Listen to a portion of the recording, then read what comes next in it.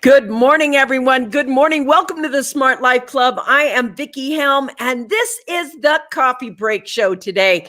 You know what? I have already had such an exciting morning. I can't even tell you how excited I am right now. And I just want to tell you that we have so many exciting things happening at the club right here. And so today we are going to open up. Do me a favor. If you're new here, tell me who you are. Just put your name down below. Welcome to the Coffee Break Show. I'm Vicki Helm.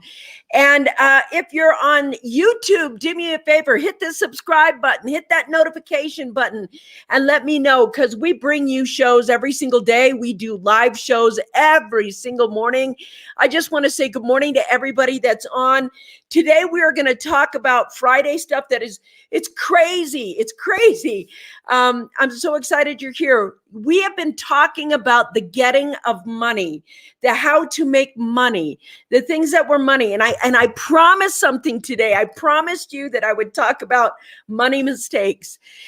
And it's interesting because some money mistakes are going to be your fault. And some money mistakes aren't going to be your fault. And you have to know the difference, and then you have to start weighing your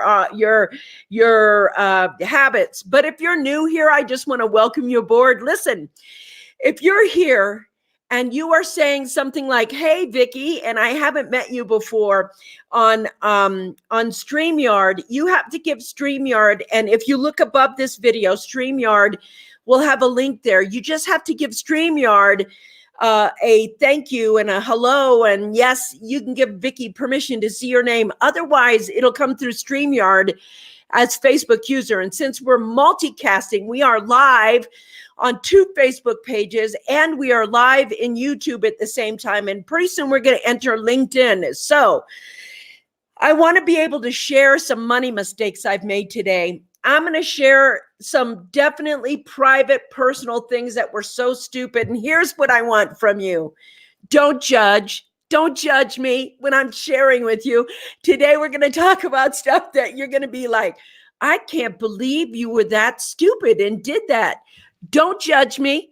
Just know that I'm going to be sharing some mistakes I made financially.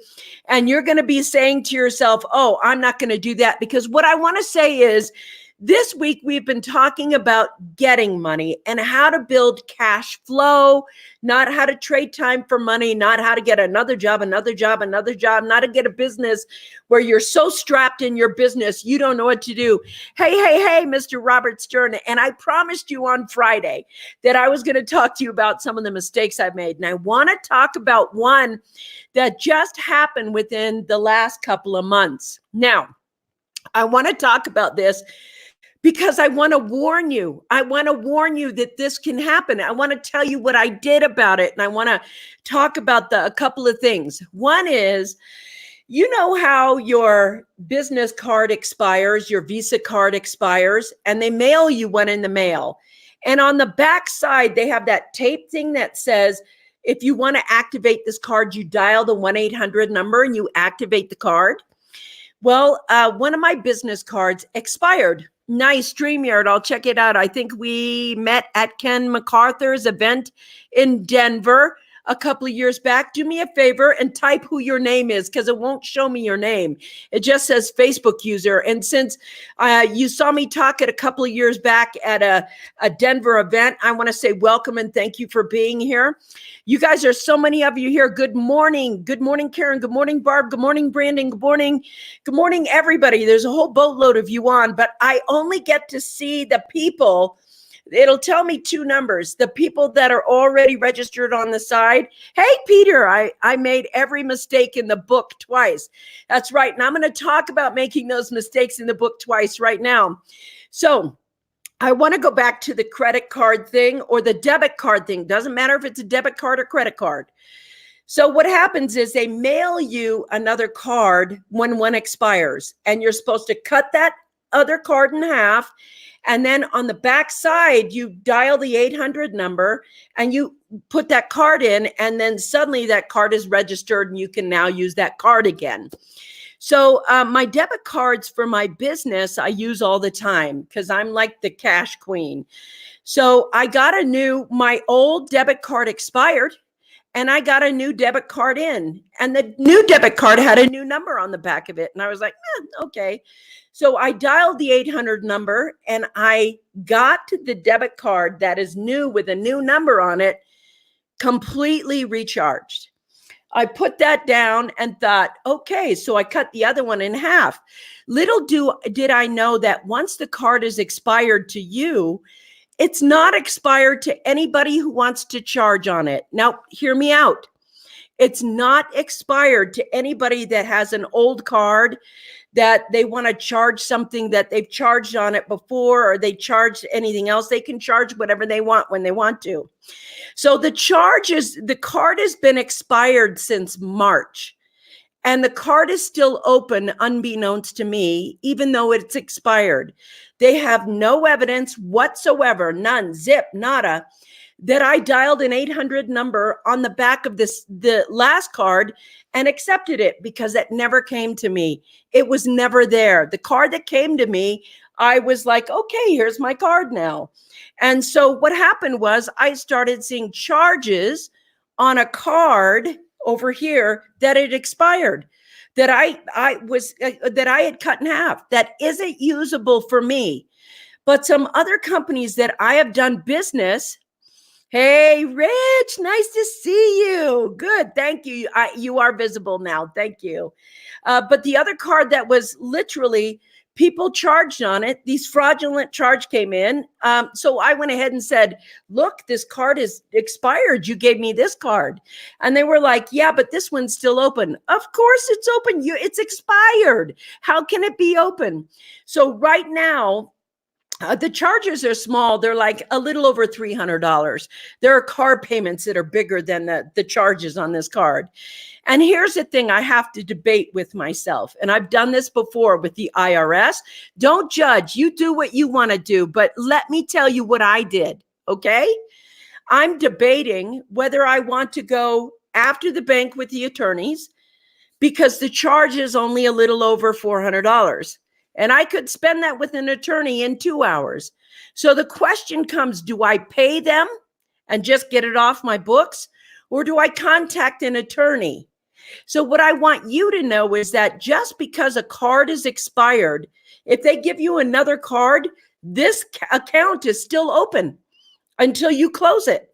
And evidently, when a card is expired, even though you haven't accepted it, other companies can continue charging on a card that you can't charge on, but they can charge on. Doesn't that seem wonky?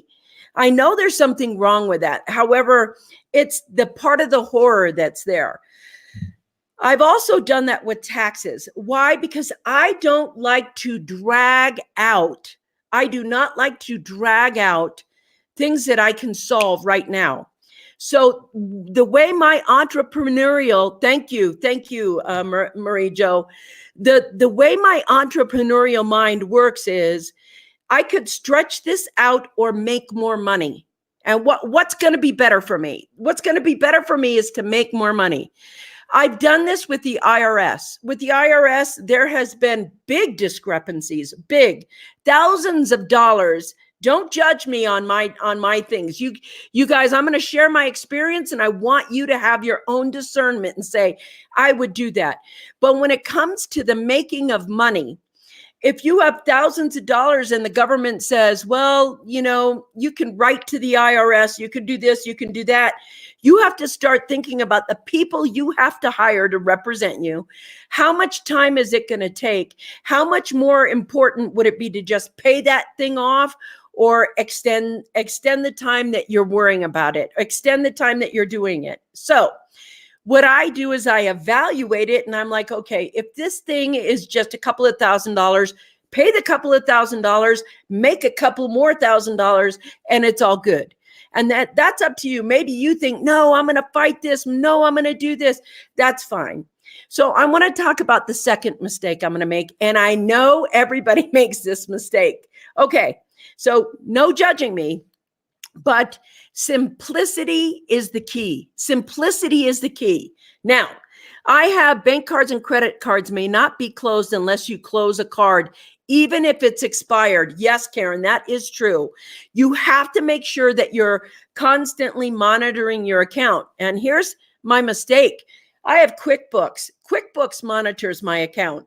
I look and the balance is good and everything else. I want to spend the time doing the thing that makes me money, not doing the thing that I have to manage over here. I try to get people to manage this over here. I want to put my creativity in the areas where you've heard the term put your aces in your places. Well, if you put your aces in your places, then what happens when you get to the point where you decide, okay, if I write one more book, then I make more money. If I argue about this for months and months and months, have to write back and forth or have to use that email. And I want to let you know that number, it used to be the day when you could dial 1-800, let's figure it out right now. That doesn't happen. It's not 1-800, let's figure it out right now. It's 1-800, I have 48 hours to reply to you. I'm going to give you a string of reply, then you're going to reply, then I'm going to reply, then you're going to reply, then I'm going to reply. And it takes months. So sometimes you have to figure out where you're going to take the hits. So if you're to the point where you're like, hi, there are car payments that are bigger than this bill, I pay the bill. I do not want to spend the time on it. Have I unfairly been charged? Yes, but life isn't fair. So here's the thing.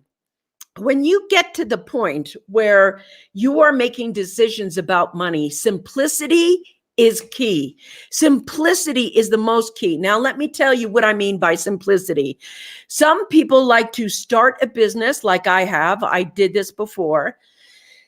When you have good credit, they will give you lots of money. And what ends up happening is you start a business behind the 8 ball because you already have debt. And that means you have to work twice as fast or twice as hard to get this debt paid. So here's the mistake I made. I started a business and I didn't hire enough people at first because I thought it was going to go slow. And one of the worst things that can happen to you is you explode out of the gate. And I have exploded out of the gate 3 times. And I have made this mistake 3 times. So I'm going to ask you, and I'm going to tell you, don't make this mistake now. The first mistake I made was to doubt myself and not think I was going to explode out of the gate. I planned for this small, medium, and large growth, small, medium, and large growth. Well, if you hit large growth in 8 weeks, you are moving and working so much, so fast, you have no time to hire somebody. You have no time to put systems in place.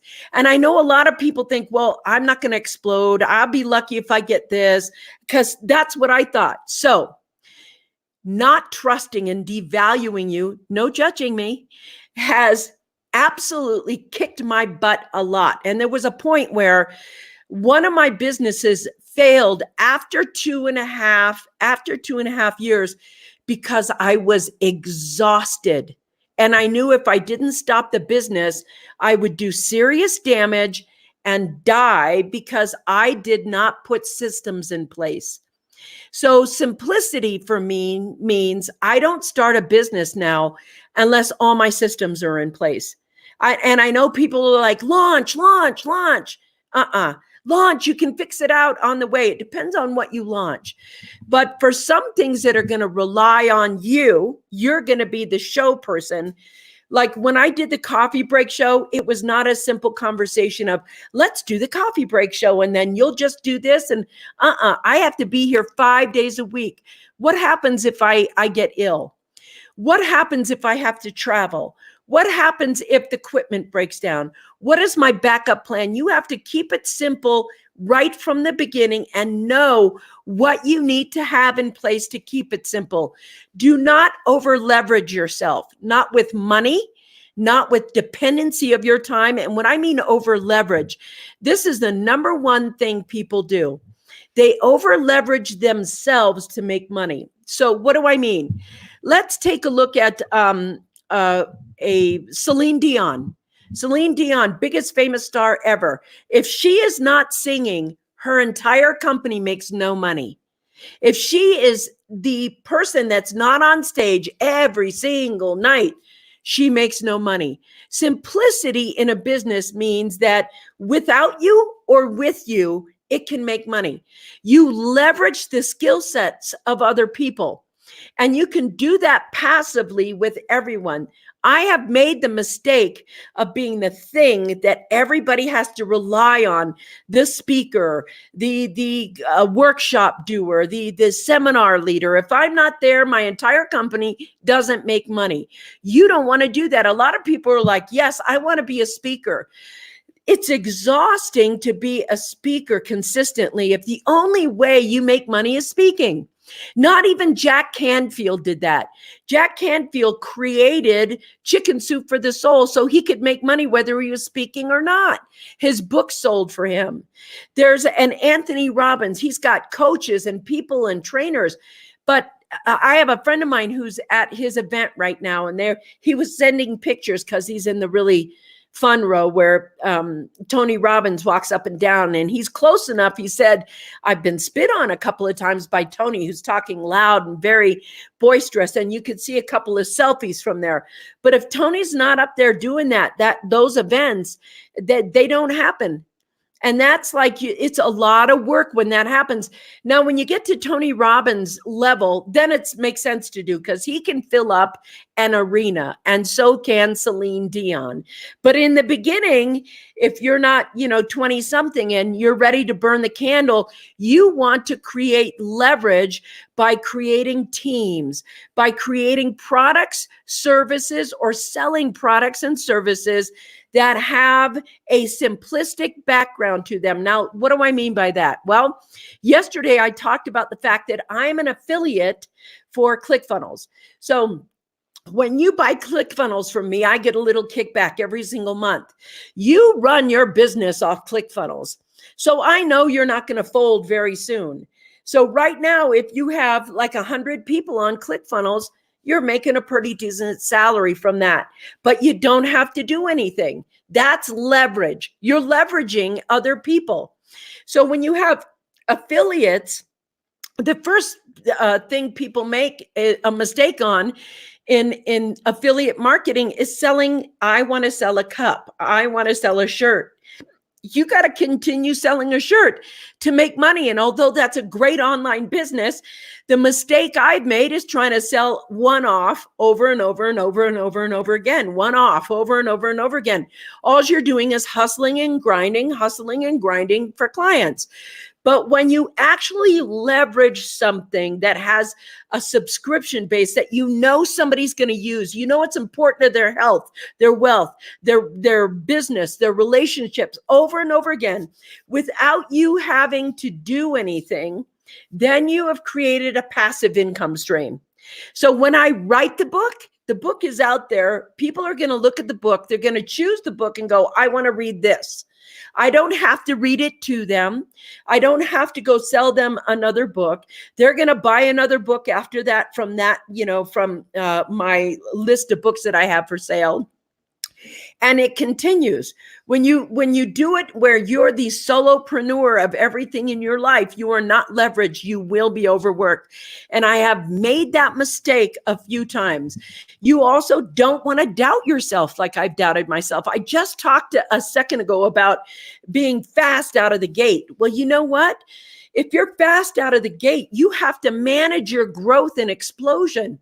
And if you can't, you're like, wee, splat. And I've lost a couple of businesses to doing that. So I want to work. Barb says, without a plan, you plan to fail. That's correct. I want to talk about that right now. Without a plan, you plan to fail. Viable, executable plans are essential, in my humble opinion. See, I know what IMHO means now. That's right. So what we're looking at is plans.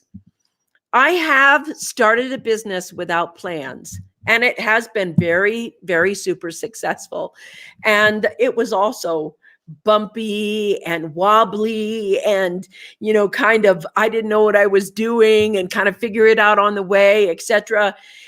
You overwork yourself again. So I want to talk about the next mistake I've made, and that is bad partnerships. And I mean really bad partnerships that I should have never done.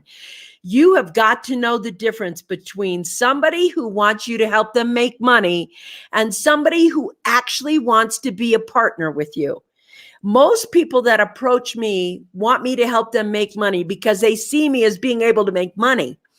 And they are unwilling to learn the skill sets that I've learned in order to make money. They are unwilling to change or be different or do anything that you're willing to do. And they kind of want to take you with them and show me how to do this. So I've had a couple of business partners where I thought, yes, I could help them. I wanted to be altruistic. You cannot be altruistic when it comes to business. You have to be profitable. If you aren't profitable, no altruism can happen. And the thing is, when you get to the point where you're helping people out, no good deed goes unpunished that way. They are not interested in collaborating with you. A true entrepreneur, somebody that is willing to work with you, will bring you an idea, tell you why the idea is good, tell you how much they've already done, why they want to work with you. What is it that you have that you can bring to the table? They will create a fair deal right up from the front. Now, I want to talk about the other last thing about a fair deal. Nobody is going to protect your back on the fair deal. You have to be willing to say to somebody, I need this and that and the other. You have to literally get to the point where you're willing to walk away from the deal, willing to say no. And in your mind, if your desire is like, oh my God, I need this money. Oh my God, I need this thing. Oh my God, I need this. You're behind the 8 ball. And I know that because I've been stupid enough to do that. The first couple of influencers that I teamed up with wanted me more to work. So they didn't have to than venturing with me fairly. And what I did, I was so enamored by the influencer who I did this for. I was so enamored with them that I worked like 80-90% while they worked 5%. And if you don't protect yourself from that deal, you'll end up like me, overworked, underpaid, used, and discarded. Because you have to look at the contract you're making with someone. Then you also want to make a contract. Like I've had a business partner 4 days before launching die on me. So, it can happen. It happens. Do you have a plan if a partner gets ill or dies or what happens to that? That's always super important. So I want to go back over here. Not our current ones. They're amazing. Leverage is a foundational skill sets. Yes, our current partners are outstanding. Thank you. Personally, I think ego-driven programs are destined to burn out with popularity, whereas logistical, heart and soul-driven plans drive success beyond lifetimes. I want to talk about that. Barb, I got to say, I think you're such a genius, and I love your insights. But this is what Barb Tomlin says, and I couldn't agree more. The ego-driven programs that are out right now, the hustle and grind, they're going to die. And they're destined to burn out with popularity, whereas logistical, heart and soul-driven plans drive success beyond lifetimes. Yes, that's so true, because at the core of everything, the very core of humanness, is the fact that everything is heart and soul-driven. Before anything, you're a soul. You're here doing some sort of stint with me on the planet because evidently we needed to learn something, be something, or do something. I get to talk about it on the show. But the truth is, right now, if you have a soul-driven, purposeful, meaningful business, more people are willing to listen to you now, and that will continue in the future than anything. So, for example, right now, I have a company that I have partnered with that we are bringing a new form of e-commerce to the world. And my partner, Peter, he's so amazing. And the guy has been living off passive income for like 20 years and has decided, I'll work some hard hours right now but only with you, Vicki. That's it. So we can get this off the ground. And he came to me with this really brilliant idea about using the internet to help create clean living, environmentally friendly, saving the planet, profit things so that people could stop having to use, products from polluting sources to non-polluting companies. And so we have been working with that, and I'll talk more about that later. But I want to let you know that all of it is heart-centered. All of it is soul-driven. One of the most important things you got to know is if somebody doesn't need your money, and if somebody doesn't really even need your help, they can hire somebody out, and they have enough money to do this themselves, and they ask you to work with them, it is because they value you, value your insights, or value what it is that you're bringing to the table. And that's a conversation you can have with someone. You want a business that is going to serve humanity, because humanity has problems. It's not country-centric problems. Yes, all of the countries have debt, but all of them are having and experiencing some form of climate change and some form of pollution. Now, I don't care what side of the conversation you're on about climate change. The earth is dirty. It needs to be cleaned up. We've thrown our plastic in the water. It just needs to be cleaned up. Have you ever gotten to the point where it's your bedroom, but if you don't clean it, your mom comes in and goes, it's time to clean your bedroom. It is really filthy. I told you not to bring these cups down here. Do you see that mold over there? Get your dirty clothes in the laundry. I mean, it's just basic human dignity that says it's time to clean up the planet. And for the near future, that is going to be the most popular, profitable business you can own. And if you want to know more about that, Karen put a link where they can go learn more about what we're doing. Just put a link in there because I'm on a roll about all the mistakes I made. The last thing I want to talk about mistakes I've made. The biggest mistake I've made is thinking that my one thing was going to make everything better. We believe in you, Vicki, your passion, vision, and courage to do whatever it takes. Thank you, Peter. We have right now a time where you have cash flows. When the days of our one job providing for us are over. The days of our one business being safe and secure are over, period. There are so much technology is going to be disrupting, AI especially is going to be disrupting so many jobs. So maybe you're thinking, well, I've been a truck driver for 25 years. I make $130,000 a year. I'm doing just fine. Well, you're about ready to be disrupted within the next, 5 to 10. So having that one thing is not going to make one thing stable and secure like it used to back in the day.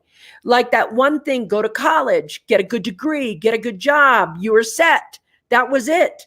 And somehow that's not what's here right now. What's here right now, and the mistake you can make is counting on that one thing. You need to have at least 3, in my opinion, minimum 3 things. 3 businesses that are cash flow passive businesses. Something that you say, I give 10 to 15 hours to this. I give 10 hours to this, and I give 10 hours to this. And so you're looking at your 40-hour work week until everything starts rolling in and you have debt paid off and things like that. Every you have to get these things off the ground. And here's the truth I want to tell you. Every time that I face a learning curve, I double the hours that I think it's going to take per week. So when I start something and they say, you can do this part-time, maybe 15 to 20 hours a week, I double it in my mind right away. I'm like, okay, there's a learning curve. And when I'm done with the learning curve, it's 15 to 20 hours a week. But in the beginning, it's 40 to 45 hours a week. I give it all my attention. I set the whole thing up. Once the setup is done and the learning curve is done, then it usually is about 15 to 20 hours a week. And so when you get to the point where you're looking at something and somebody says, oh, you can do this part-time. It's okay. You can have this job and you can do this. You got to know, you got to give it all you got in the beginning. And the beginning is the first 90 to 120 days of giving it all you got. And what I have found out is that in the first 90 to 120 days, I can give anything attention. I can be tired. I can work both things. I'll work my job and work this, and I let everything go.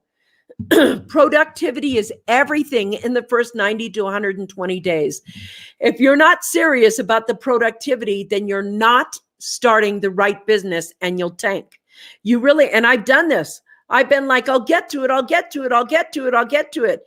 And then, you know, your full time turns into part-time, turns into spare time, turns into no time, and you're broke. So that makes sense. Better prep, double mentality. It works for me. Thank you. You are absolutely correct. Living it now and it's all good. Thank you. It is. So what happens then is after about 120 days, you reevaluate and you can cut back on some hours. But here's the other thing. Productivity is key. If you aren't productive, and I have been guilty of this, if you aren't productive at creating the things that are going to bring you money. Now, a lot of people are productive. My mistake was that I was productive making my office clean. Now my office is trashed. I'm like, you know, if I'm working on the things that are going to produce the result. So I can hire somebody to file. I can hire somebody to do my email. I can hire somebody to get on Facebook. There are only a couple of 3 things I do on Facebook. When I reply, it's me replying. So at every time I reply after the show, it's me replying. So your productivity is key, period. And here's what I thought. What I first thought was, oh, I'm going to be missing this show and this party and this thing. And I kept telling myself I was missing stuff. Then suddenly money came in and I was like, dang, look at this. And I suddenly immediately didn't miss what I thought I was missing. What I started doing was transforming the way I thought about my productivity.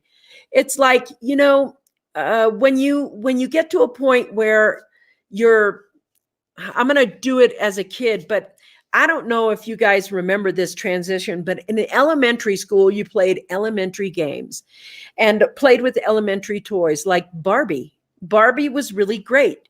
And then one day you stopped wanting to play with Barbie. It wasn't because you hated Barbie, or maybe you weren't embarrassed by Barbie. You outgrew Barbie. So what happens when you transform your life into being an entrepreneur, you're going to outgrow some things you did or are doing as an employee. You're going to outgrow a lot of the things, and you're going to grow into these other things that are fulfilling and feel great. And it's not about, I'm going to grow into spending money anytime I want and buying the whole bar around. That's the ego-driven stuff that Barb was talking about earlier. I'm talking about relationships. I'm talking about motivations in the world. Like when Peter and I talk to each other, he's my business partner. We're like, how can we make the world a better place? Not how can we buy a round for everybody in the bar? If Peter and I buy a round for everybody, nobody even knows it. We won't mention it. Nobody will even see it. We're just like, put it on my tab. Nobody knows. We walk away and it's all done. The truth is, the conversations that are that feel better, that feel more purposeful, feel more aligned, those people start showing up in your life. Your productivity will grow as you grow. But in that first 90 to 120 days, you got to stomp on it. And you got to stomp on it until you get where you want to get. Now, I've told you guys all the mistakes that I made currently. I could go for another hour telling you mistakes I've already made. But today, that's the Coffee Break Show, and I'll see you on Monday, 9 o'clock on the West, 10 o'clock in the Mid, and 12 noon on the East Coast. Peace out, everybody. Mwah! See you later. Bye.